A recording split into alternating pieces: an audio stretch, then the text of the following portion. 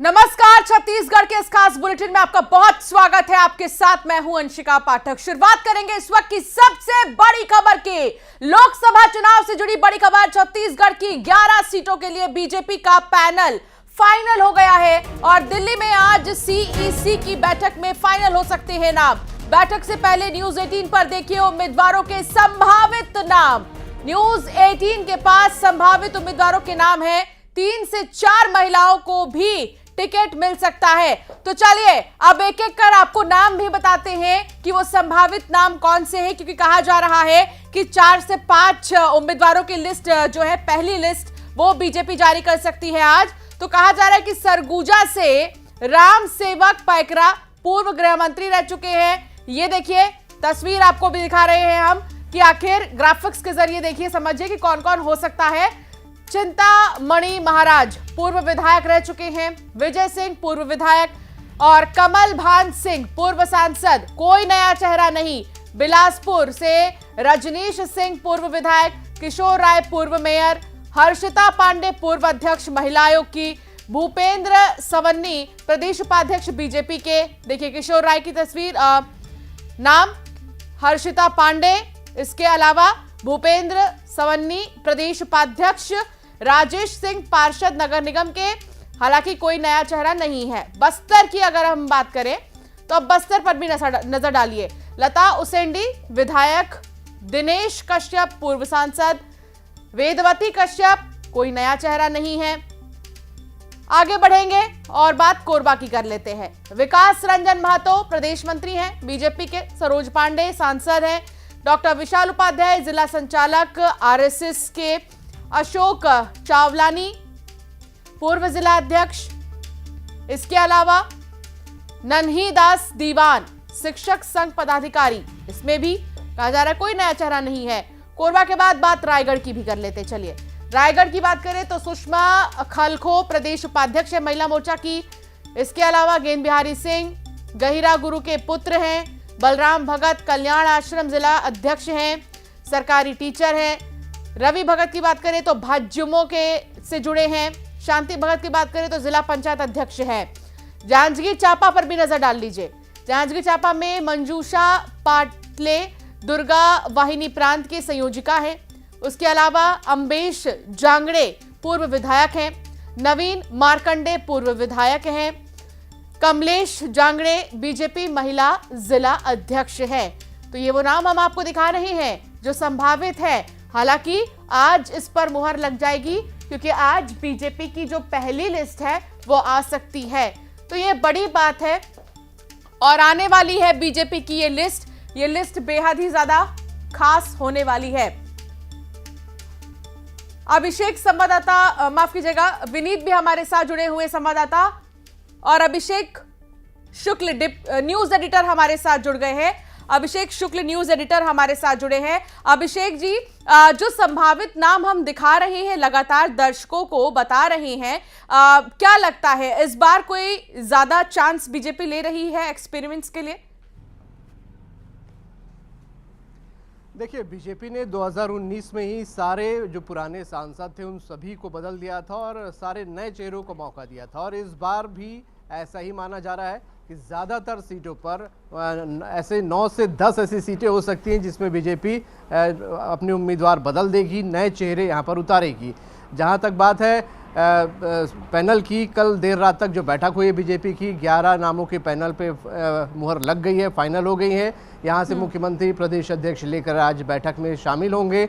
उस बैठक में कम से कम 6 सीटों पर मुहर लग सकती है, फाइनल हो सकते हैं। हालांकि चर्चा ये भी कि सभी 11 नाम भी एक साथ यहाँ पर जारी किए जा सकते हैं, लेकिन जिन 6 सीटों की हम बात कर रहे हैं उनमें 2 सीट बीजेपी 2019 में हार चुकी है, कोरबा सीट और बस्तर सीट। तो यहाँ पर उम्मीदवार पहले घोषित हो सकते हैं। इसके अलावा जांजगीर चांपा की हम बात कर रहे हैं जहाँ पर विधानसभा में बीजेपी जांजगीर लोकसभा की सभी 8 सीटें हार चुकी है। तो माना जा रहा है यहाँ पर भी बीजेपी पहली लिस्ट में नाम जारी कर सकती है। अमित शाह की हाल में यहाँ पर सभा भी इसीलिए करवाई भी गई थी। और 3 लोकसभा सीट ऐसी है जो बीजेपी सांसद थे, उन्होंने विधायक का चुनाव लड़ा था और वो विधायक बन गए हैं। बिलासपुर से अरुण साव जो अब डिप्टी सीएम हो गए हैं, रायगढ़ से गोमती साय सांसद थी, वो अब विधायक हो गई हैं, और सरगुजा से रेणुका सिंह जो कि केंद्रीय राज्य मंत्री थी, वो भी अब विधायक को चुनाव लड़कर विधायक बन गई हैं। तो ये 3 सीट भी खाली है। तो इन 6 सीटों पर माना जा रहा है कि बीजेपी आज पहली लिस्ट में अपने नाम यहाँ पर जारी कर सकती है। जहाँ तक फॉर्मूलों की बात है, 3 से 4 महिलाओं को टिकट दिया जा सकता है इस बार लोकसभा चुनाव में। पिछली बार 2 महिलाओं को टिकट दिया था बीजेपी ने 2019 में, इस बार ये संख्या 3 से 4 तक हो सकती है। खास तौर पर ग्रामीण पृष्ठभूमि को ध्यान में रखा जा रहा है। जिला पंचायत जो अध्यक्ष हैं वो पृष्ठभूमि बड़ी अहम होती है। विधानसभा का ही फॉर्मूला था बीजेपी का, बीजेपी ने विधानसभा में भी जिला पंचायत अध्यक्षों को टिकट दिया था और वो जीत कर पहुंचे भी हैं। तो यही फॉर्मूला लोकसभा में भी अपनाया जा सकता है। हो सकता है ये लिस्ट आज जारी हो या कल, लेकिन सभी 11 नामों पर मुहर लगने की पूरी उम्मीद है। अभिषेक जी, एक बड़ी बात जो आपने की कि बीजेपी ने इस बार भी विधानसभा चुनाव में जिला पंचायत के चेहरों को ज्यादा तवज्जो दिया, तो कहा जा सकता है कि लोकसभा चुनाव में भी ऐसा कुछ कर सकती है बीजेपी। ये बहुत बड़ी बात और बड़ा पॉइंट, और न्यूज़ 18 के जो संभावित चेहरे हैं वो भी हम लगातार दिखा रहे हैं और हर चेहरे पर डिस्कशन भी कर रहे हैं। विनीत भी क्योंकि हमारे साथ जुड़े हैं। विनीत, दिल्ली में क्या हलचल है, क्योंकि सारी चीजें तो यहीं पर पक रही हैं।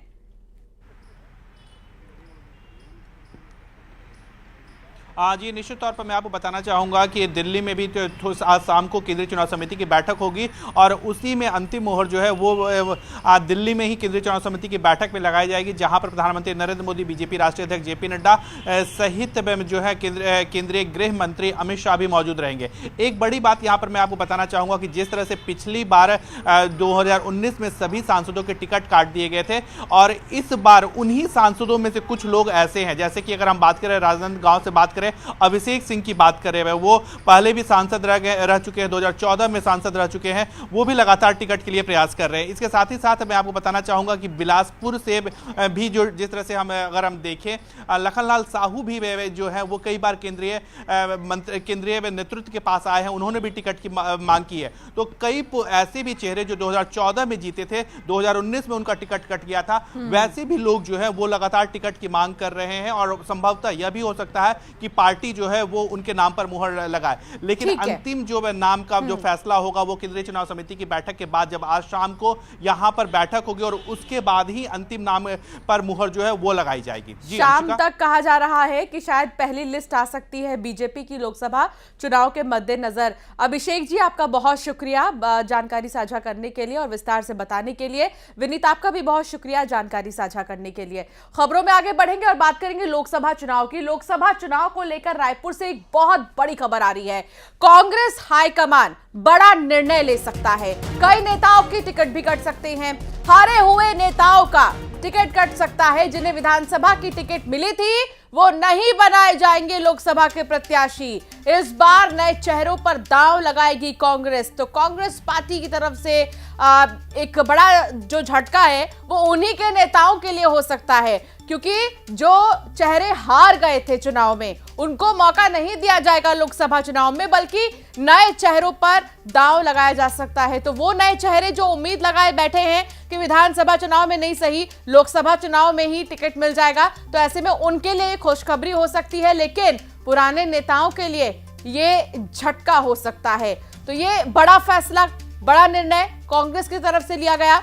नए चेहरों पर कांग्रेस दांव लगाएगी।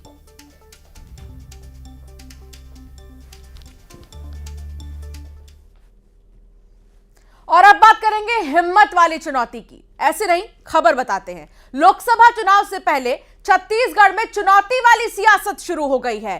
वन मंत्री केदार कश्यप ने कांग्रेस को चुनौती दी है और कहा कि अगर हिम्मत है तो कांग्रेस एक सीट भी जीतने की बात कहे। उन्होंने कहा कि कांग्रेस की ताकत खत्म हो चुकी है, अभी वे प्रत्याशी ढूंढ रहे हैं, उसके बाद कार्यकर्ता ढूंढेंगे और फिर वोटर ढूंढेंगे।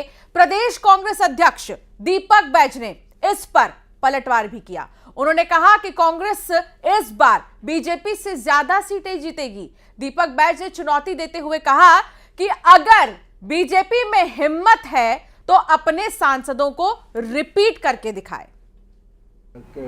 हिम्मत है कि किसी सीट में वो कहे कि हम यहाँ पर जीत के ही आएंगे। कांग्रेस के लोगों के पूरी तरीके से ताकत खत्म हो चुकी है और उनका वो जो जादुई तंत्र उनके तोते उड़ गए हैं और उसके कारण से अब उनकी स्थिति मरणासन हो गई और वो अब उबरने की स्थिति में नहीं है। वो तो अभी प्रत्याशी ढूंढने में लगे हैं, उसके बाद तो वोटर ढूंढने में, कार्यकर्ता ढूंढने में लगेंगे, फिर उसके बाद वोटर ढूंढने में लगेंगे, तब तक तो चुनाव बीत चुका होता। क्या लगता है आप सबको ठगने का काम किया।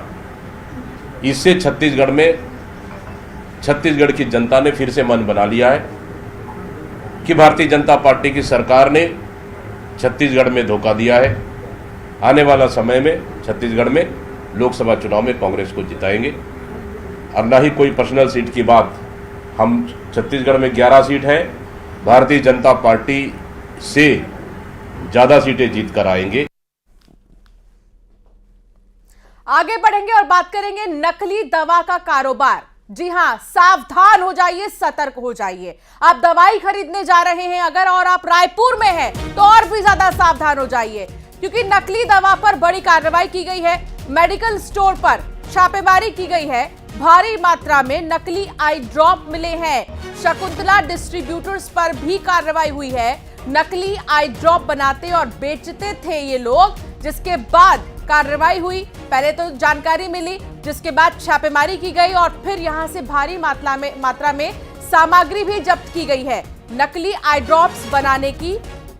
और जितने भी स्टॉक्स यहां पर रखे गए थे उन्हें भी मौके से जब्त किया गया है। युगल तिवारी संवाददाता साथ जुड़ गए हैं। युगल, मतलब इंसान की सेहत के साथ खिलवाड़ इस कदर कि अब नकली आई ड्रॉप्स बिकने लगे हैं, बनने लगे हैं। क्या जानकारी आपके पास, कब से ये चल रहा था? देखिए अंशिका, चंद रुपए के मुनाफे के लिए लोगों के सेहत के साथ ये लगातार खिलवाड़ किया जा रहा था। और सबसे बड़ी बात यही, आंख जैसे बीमारी के लिए इसका उपयोग होता था और ये जो दवा थी उसके इन्फेक्शन के लिए हम इस वक्त मौजूद हैं ड्रग औषधि खाद्य विभाग पर। और यहाँ पे जो अधिकारियों ने जो जानकारी दी है, शकुंतला डिस्ट्रीब्यूटर कृष्ण कुमार पाठक और साई मेडिकल के संचालक पर मामला दर्ज किया गया है। मॉक्सीफ्लॉक्सीसिम की ये दवा थी जिसके तहत ये नकली दवा का कारोबार करते थे। धारा 17B और 18A(1) के तहत ये पूरा जो मामला है वो दर्ज किया गया है। फिलहाल सैंपल है उसे जब्त किया गया है और लैब में भेजा गया है। लेकिन सबसे बड़ी बात यही है कि दवाओं की लेबलिंग बदल करके इस तरह से नकली दवाओं को बाजार में खपाने का काम करते थे। और जहां राजधानी रायपुर के जो तेली बांध है वहां पर साई हॉस्पिटल जो आंख नेत्र चिकित्सालय है उसके अंदर पर ये साई मेडिकल स्टोर संचालित होता था और 10 रुपये की लेबल दवा बदल करके 250 रुपये में बेचा जाता था। तो आप सोच सकते हैं आंख जैसे इन्फेक्शन पर किस तरह से ये नकली दवा का वो बेचा जाता था। जो ड्रग विभाग की टीम है जब सूचना मिली उसके बाद छापेमारी की कार्रवाई की है और इसे फिलहाल प्राथमिकी जांच में नकली दवा का कारोबार माना गया है और फिलहाल जो सैंपल है उसे जब्त किया गया है। और अगर हम राजधानी रायपुर की बात करें तो 4500 मेडिकल जो स्टोर्स हैं वो यहाँ पर संचालित होते हैं और सभी जो आम लोग हैं, आम जो मरीज हैं उनको भी अब सतर्क रहने की जरूरत है, क्योंकि इस तरह से नकली दवा रहने की जरूरत है, सावधान होने की जरूरत है। लाखों रुपए आंखों के ऑपरेशन में खर्च हो जाते हैं और लोग इससे बचने के लिए आई ड्रॉप लेते हैं और आई ड्रॉप के साथ ही अगर ऐसा खिलवाड़ हो रहा है तो ये सीधे तौर पर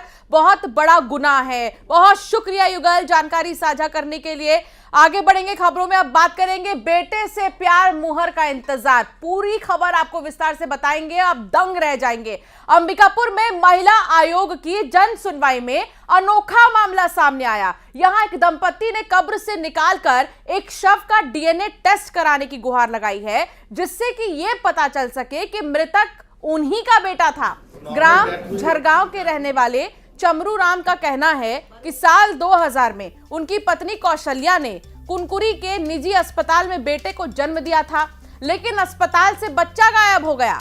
अस्पताल प्रबंधन ने बच्चे के मौत की बात कह दी, लेकिन चमरू राम और कौशल्या को इस पर भरोसा ही नहीं हुआ। उन्होंने बच्चे की तलाश शुरू की और जशपुर के चुराई डांड में तलाश खत्म हुई। गायब बेटा जिंदा मिला। अपने बच्चे को पाने के लिए दंपत्ति 20 साल तक थाना और अधिकारियों के दफ्तरों के चक्कर काटता रहा, लेकिन 18 साल की उम्र में युवक की मौत हो गई, जिसके बाद अब दंपत्ति ने महिला आयोग से डीएनए टेस्ट की फरियाद लगाई है।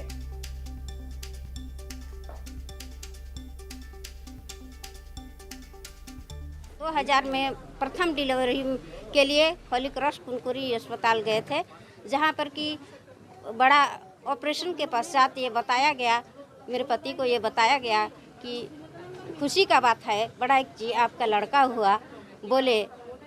लेकिन तत्पश्चात 2-3 दिन बाद जब देने का समय आया तो उन्होंने लड़का के बदले मरी हुई लाश को जबरदस्ती सौंप दिए।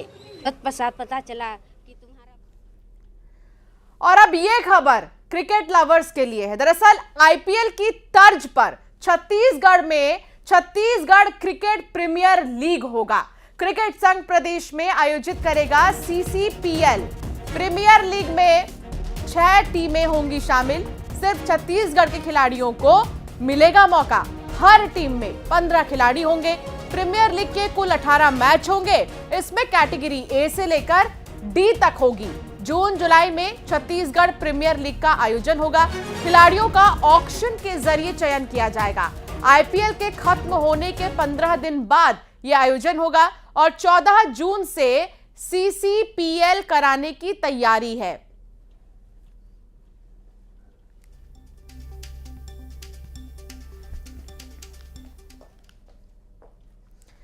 एक छोटे से ब्रेक के लिए यहां पर रुकेंगे, लेकिन ब्रेक के उस पार भी रुक करेंगे कुछ खास खबरों की ओर।